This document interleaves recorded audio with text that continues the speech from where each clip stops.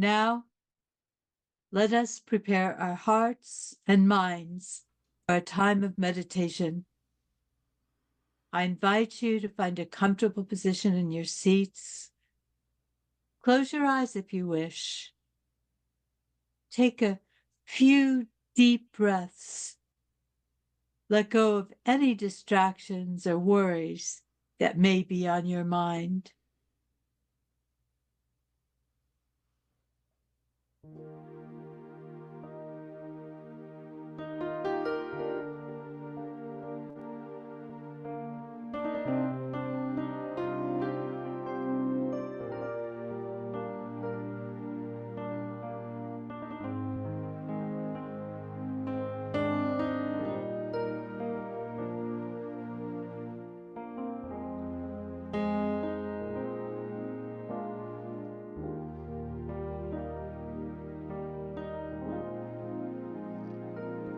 I am so blessed. I am so blessed. I am so grateful for all that I have. I am so blessed. I am so blessed. I am so grateful. I am so blessed. I am so blessed. I am so blessed. I am so grateful for all that I have. I am so blessed. I am so blessed. I am so grateful. I am so blessed. I am so grateful. I am so blessed.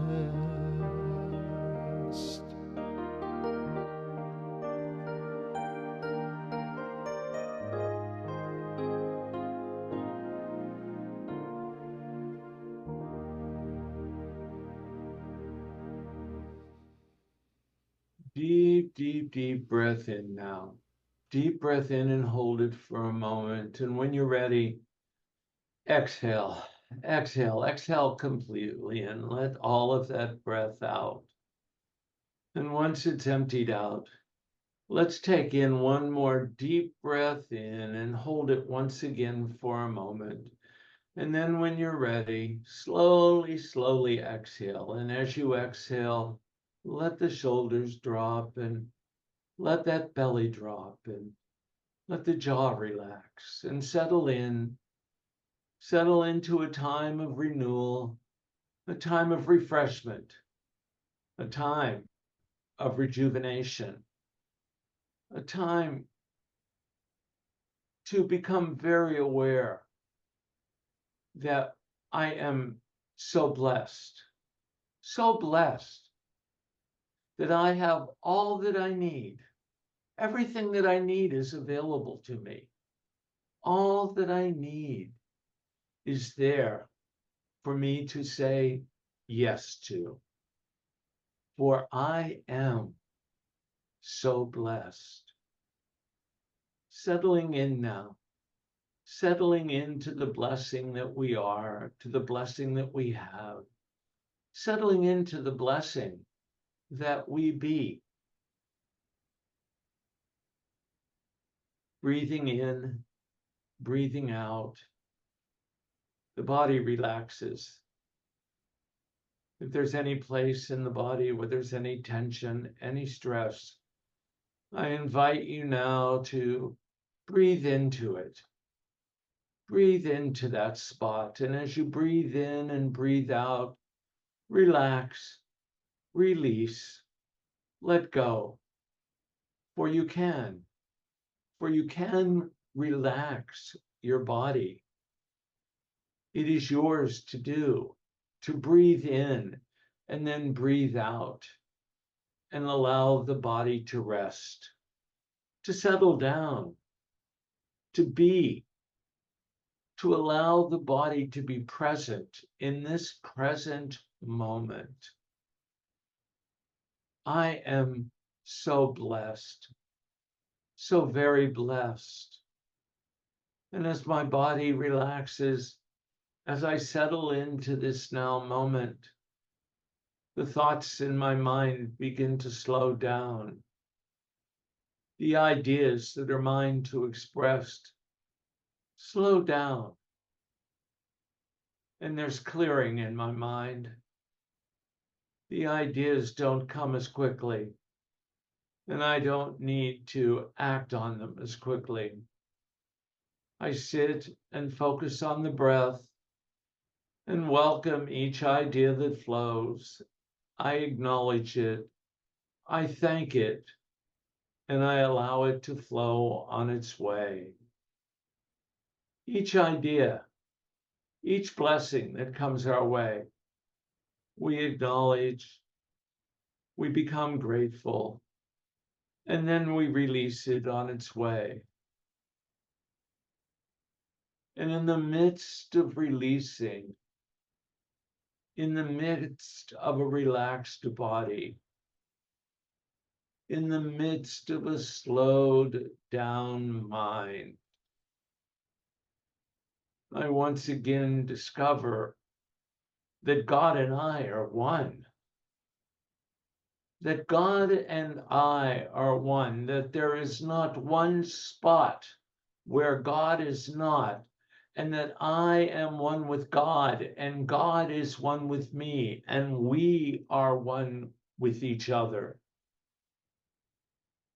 I am divine in the midst of a human experience, and I claim my divinity. And I invite you to claim your divinity. And as we claim that divinity this morning, I invite you now to sit quietly in the midst of our divinity, in the midst of the divinity that we truly are, to sit in the midst of our blessings, to sit in the midst of our gratitude, to sit in the midst of love, to sit in the midst of God. So I sit now. I sit in the silence. I sit in the silence.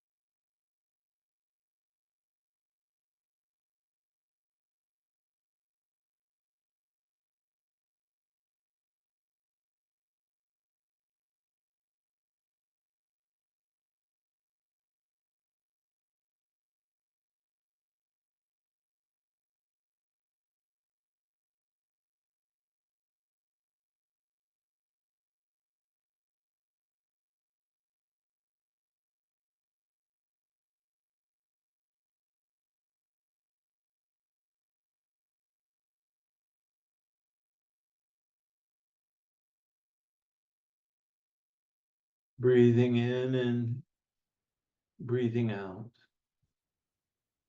Staying here for a moment longer. Staying here in the quiet time.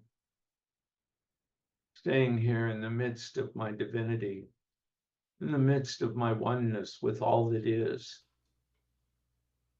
I am one with all that is, that ever was and ever will be.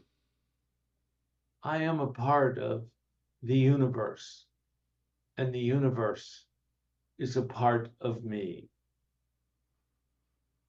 Taking in a deep breath now and holding it for a moment and slowly, slowly exhaling, we begin the journey back to this time and place, to this now moment, refreshed, renewed, affirmed in our divinity, in our oneness with creation, with all that is. And we say, thank you. Thank you, God.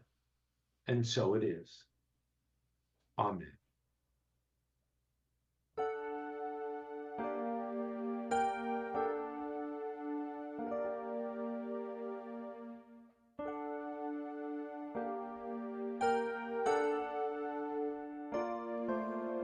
I am a child of this universe.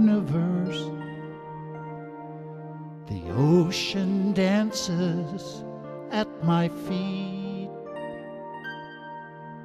The wind plays a melody through my hair.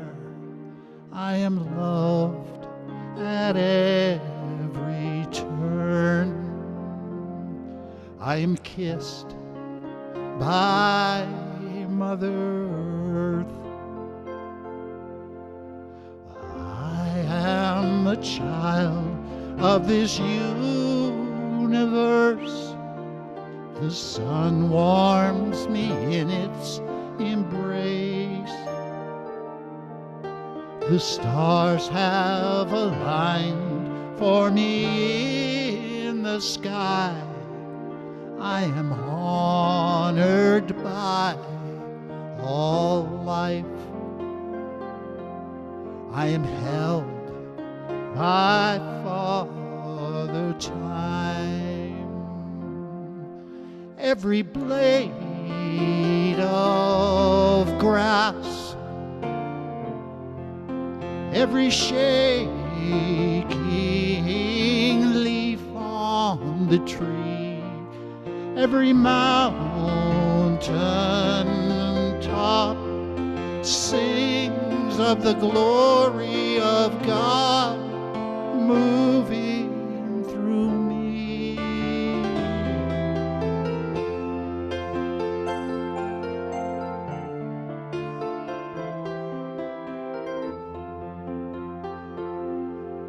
Well, I am a child of this universe.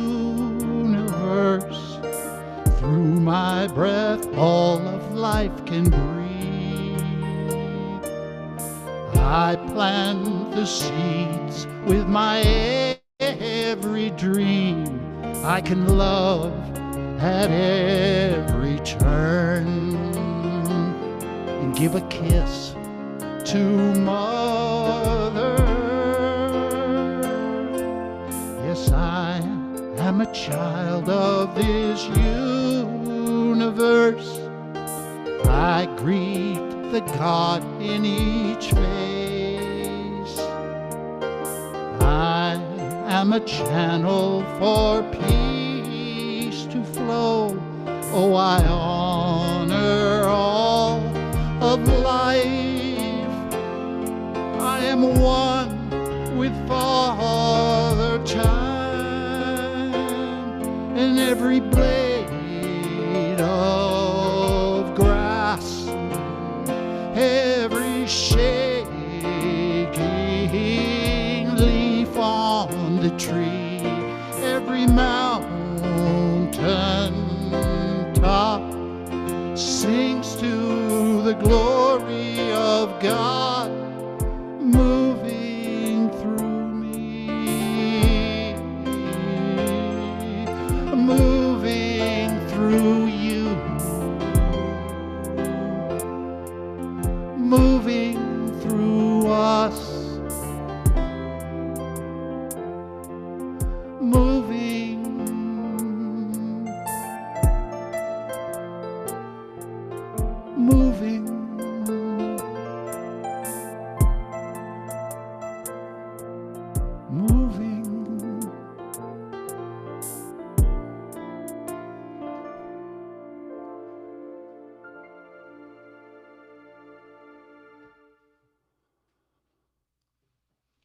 the music ministry of David Trolley. Thank you, David. Thank you. That was beautiful. And it's so true. It's exactly, thank you. That's a Faith Rivera song. Thank you, Faith. And it's so true. It speaks of what we're going to talk about today, about Prosperity's 10 affirmations. Faith says, I am a child of the universe. It's true. We are each a child of the universe, and that the ocean dances at my feet. It does. Everything that is, everything in this universe is available to us. It dances right at our feet. We just have to move in and claim it, to express a want for it. Let go of any negative thoughts. The stars have aligned for me in the sky. Eric Butterworth tells us in The Universe is Calling that the stars have aligned for you. The universe is calling you right here and right now. Everything in the universe is yours to have. Just say yes.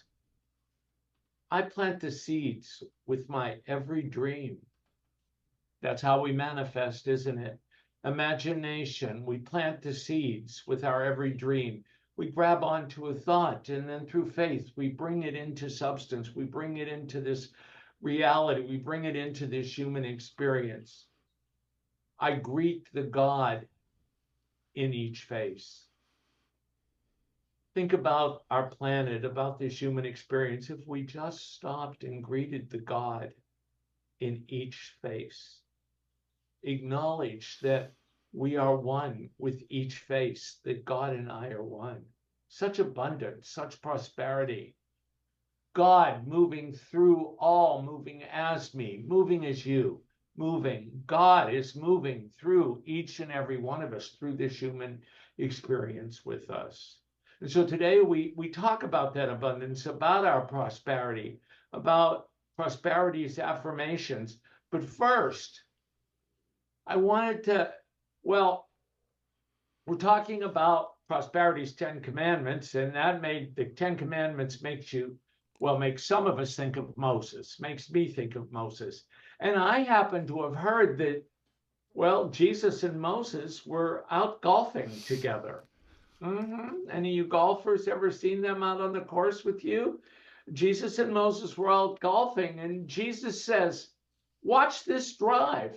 It'll be just like Tiger Woods. And Jesus hits the ball and it lands in the lake. Aha. Okay, Jesus says. Moses says, after it goes in the lake, Moses says, I'll get it. And he goes down to the lake, parts the waters, and retrieves the ball. Okay, says Jesus, it will be just like Tiger Woods this time. He hits the ball again, and it lands in the lake. Moses goes down to the lake again, parts the lake once again, and retrieves the ball. Jesus says, third time is a charm. Watch, just like Tiger Woods. And for the third time, he hits the ball and it goes in the lake. Well, Moses has had enough by now, and he says, Jesus, this time you can get it yourself. Well, Jesus is down walking on the water, of course, looking for the ball, and a crowd is formed. And one guy says, who does he think he is, Jesus Christ? No, Moses says, he thinks he's Tiger Woods.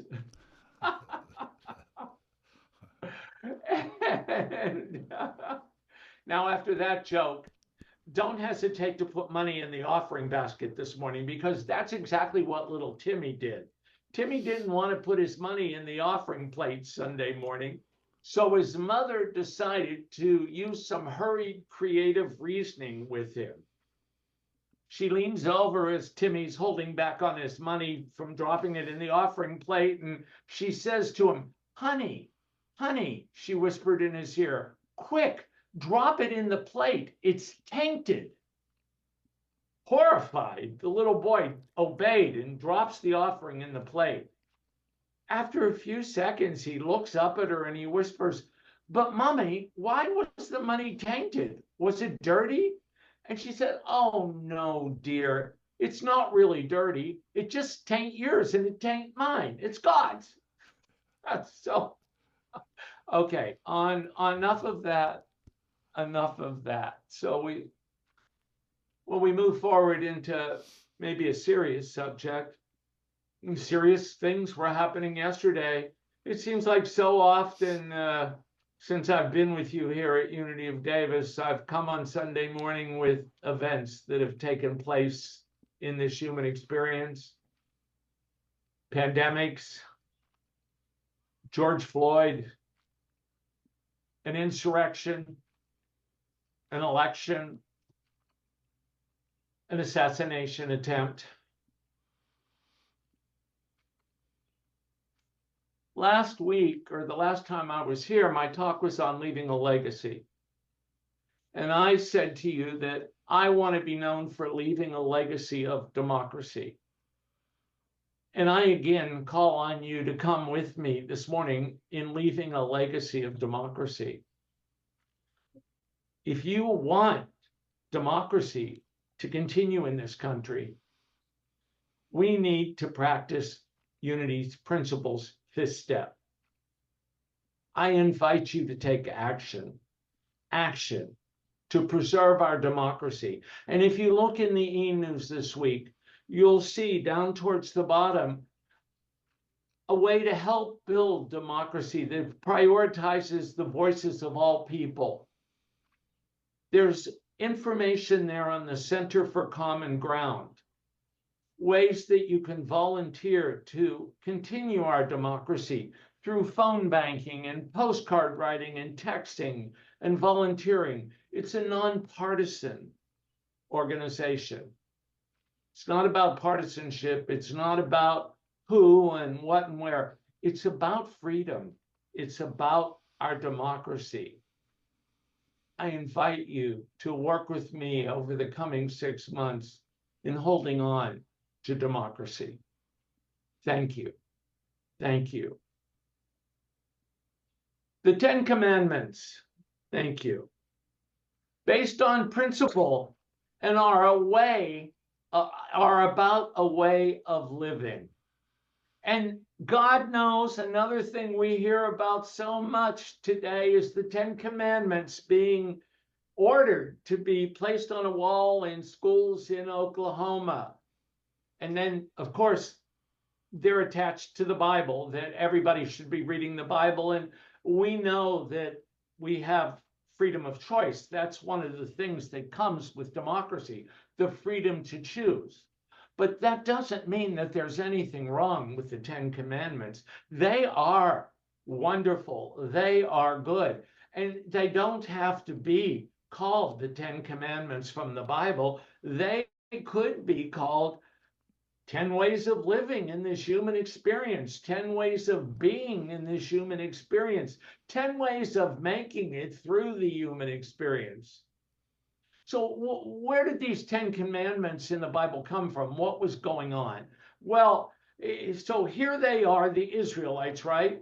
And where have they been? They've been in Egypt and they've been slaves, and they've been slaves for Pharaoh. And so metaphysically, coming out of Egypt, they're coming out of the bondage of self, out of the bondage that they have been held in, the bondage of being held by Pharaoh in Egypt. And what's Moses doing? Moses, who led them, who, as we heard back there with Tiger Woods and all, Moses parted the waters of the Red Sea. When the Egyptians were coming to take the Israelites back into Egypt, and the Red Sea was there, and it parted, and they went across, and then it closed, and they were free. They were in the promised land. And what was Moses trying to do once they got to the promised land? He was trying to put some order into this group of people. He was trying to say, all right, settle down. Let's behave. Let's live with each other. Let's love with each other. Just like what we're attempting to do today, to stop people from shooting at each other, from pushing and shoving their way through the human experience. The Bible tells us this. The story goes this way. On the first day of the third month after the Israelites left Egypt, on that very day, they came to the desert of Sinai, And after they set out from Rephidim, they entered the desert of Sinai, and Israel camped there in the desert in front of the mountains. So the Jews found the promised land. They ended up in the desert. They're sitting in front of the mountain and they're acting up. They're unruly. They don't know what to do. Moses doesn't know what to do. So then Moses, the story tells us, went up to God. And the Lord called to him from the mountain and says, "This is what you are to say to the descendants of Jacob, and what you are to tell the people of Israel. You yourselves have seen what I did to Egypt, and now I carried you on eagle's wings and brought you to myself. Now, if you obey me fully and keep my covenant, then out of all nations you will be my treasured possessions. Although the whole earth is mine, you will be for me a kingdom of priests and a holy nation. These are the words you are to speak to the Israelites." So God, Moses, goes up on the mountain. And what does he do? He sits and he goes into the silence. And he settles into his oneness with all, with God, with the universe, with whatever it is that we relate to as God. And he listens, just like we're invited to do, to listen and to that still small voice when we're in the silence. And Moses here, "Thou shalt not covet thy neighbor's wife or husband, thou shalt not commit adultery, thou shalt not steal, thou shalt not kill, thou shalt not take from one another, thou shalt not honor any false gods, that nothing will get in the way of me and you being in relationship on this human experience." And so there's this little book. I love my little Unity books called Prosperity's 10 Commandments. And it's by Reverend Georgiana Tree West. And she says in this book that the 10 Commandments are cardinal laws for human society, that they are fundamental laws because they are the basis or foundation upon which all principles or right action may be built. Right action, right thinking, upon which right thinking builds. One way to make a broader application, she says, one way to make a broader application of the 10 Commandments in our daily lives is to use them as a basis of action in handling all of our financial affairs. This revelation came to Reverend West while she was meditating on the hidden values in the commandments. And out of this revelation came Prosperity's 10 Commandments. And we all desire what is known as prosperity consciousness, don't we? Don't we all desire prosperity consciousness? We know that such a consciousness establishes us in a state of permanent prosperity. Out of these instructions, out of these 10 commandments, we may evolve prosperity's 10 commandments or 10 affirmations. How do we affirm these commandments in our financial affairs in our life? And I want to run through them quickly because there's so much to be said about them, and you're welcome to get the booklet. And if you want to be able to read the 10 Commandments, they're in the e-news. Mary's put them in the e-news under my talk this week, and you can take a look at them again. But let me go down through these 10 affirmations. 1, I only look to God for my prosperity. I don't look anyplace else. I look to God. I look to myself. I look to me. I look to God. We come together and we create our prosperity together. I don't look at anybody else for my prosperity. I don't go and worship other things or false idols. I look to God. I look at the source, whatever that source is for you. I go to the universe.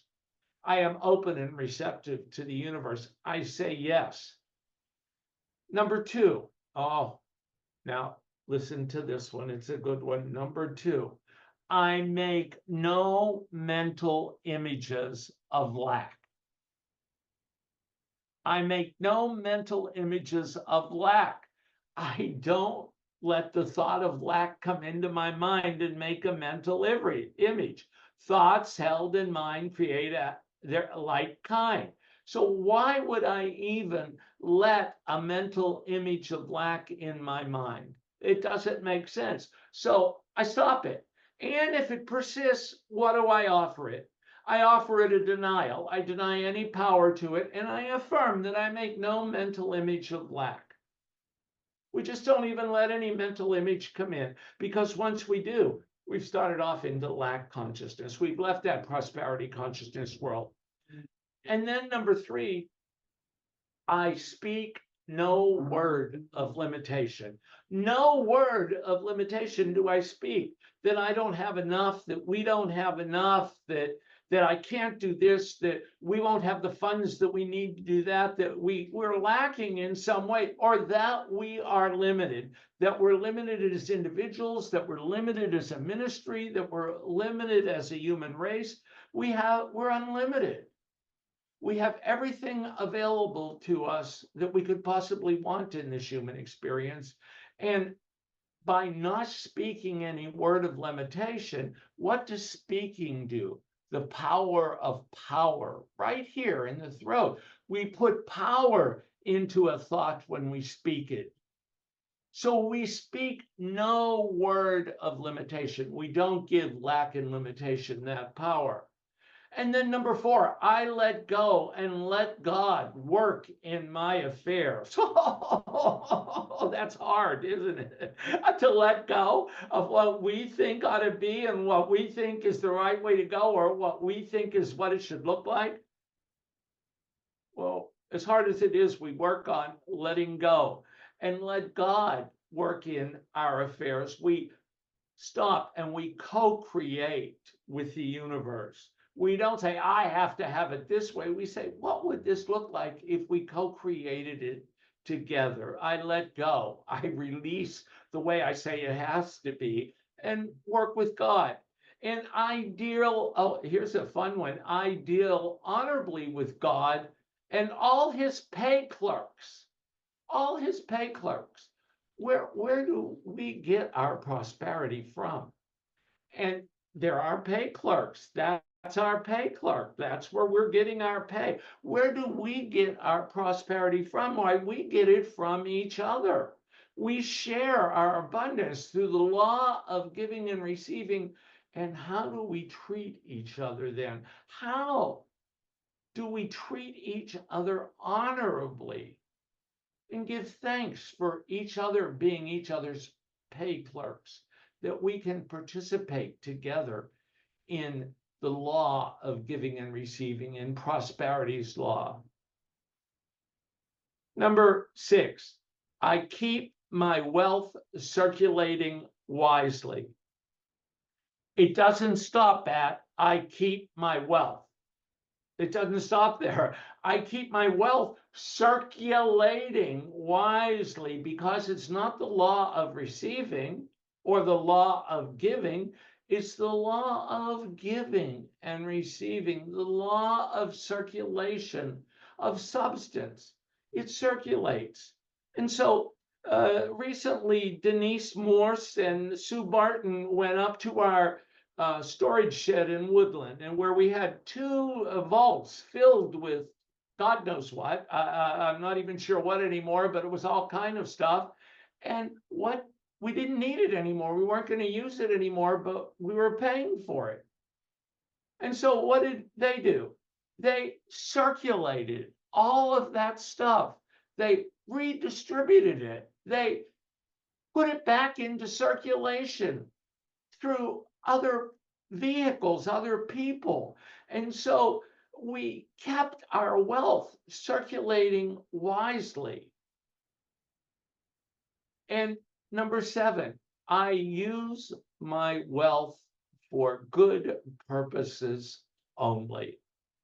I guess we could just say I use right thinking when I am going to use my wealth. I deny any power to any error thoughts about using my wealth, and I use right thinking. Number 8, I never strive to get something for nothing. I never strive to give something for nothing.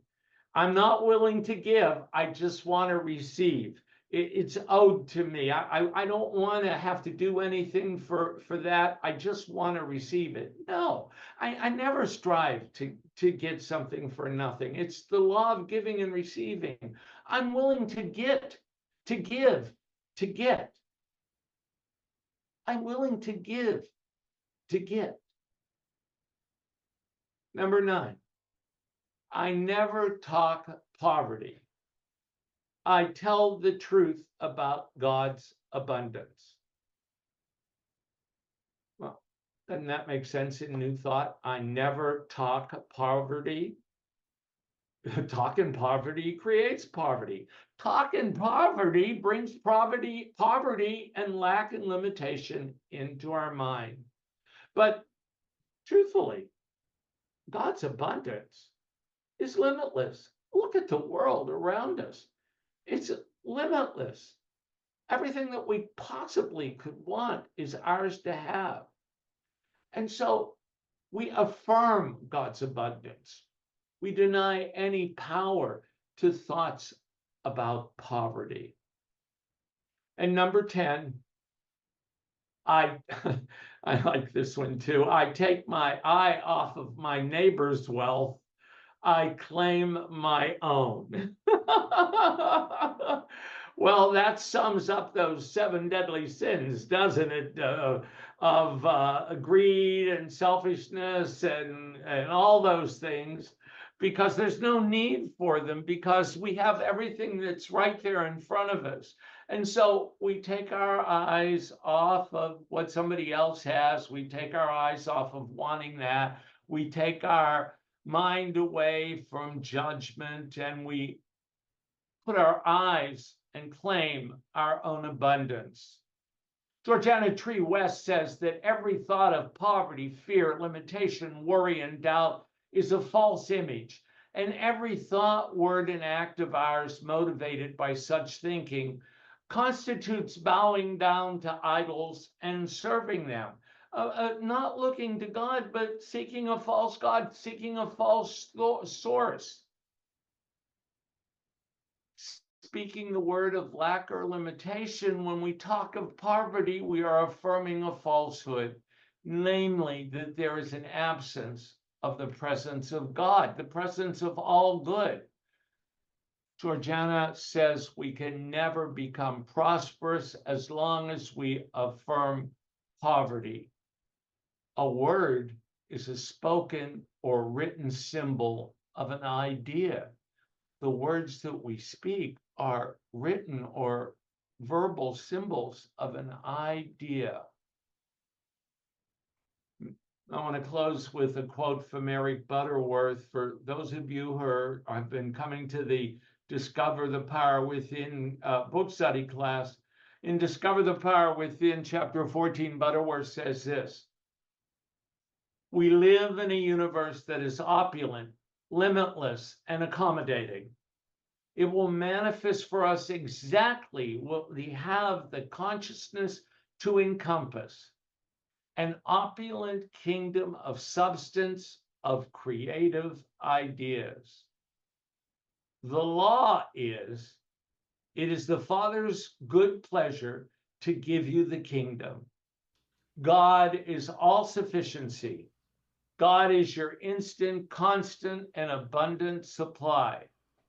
But you will experience only that which you can take into your consciousness. This week, as you go forth, Allow God and God's abundance, the limitlessness of the universe into your life. Deny any thoughts of lack of or limitation, and affirm, I am prosperous. I am prosperous. Thank you very much. Have a great week.